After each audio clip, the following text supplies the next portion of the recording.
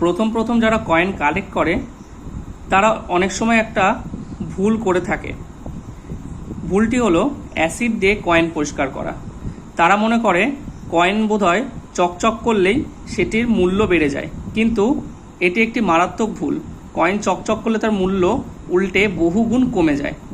কারণ অ্যাসিড দিয়ে আমরা যখন কয়েন পরিষ্কার করি, সেই অ্যাসিড রাসায়নিক বিক্রিয়া করে সেই কয়েনটির ধাতুর সাথে এবং সেই ধাতুকে ক্ষইয়ে দেয়। যেমন এই কয়েনটার ক্ষেত্রে দেখা যাচ্ছে কীরকম খদ্রাবদ্রা দাগ হয়ে গিয়েছে কয়েনটার মাঝখানে, যেমন চাঁদের গায়ে দাগ থাকে সেরকম কয়েনটার অবস্থা। তাই বন্ধুরা, ভুলেও কেউ অ্যাসিড দিয়ে কয়েন পরিষ্কার করবেন না। আর যদি করতেই হয় অন্তত পক্ষে একটুখানি ভেবে চিনতে, বিভিন্ন কয়েনের ক্ষেত্রে বিভিন্ন রকম প্রসেস থাকে, সেই প্রসেস ফলো করার পরই পরিষ্কার করতে।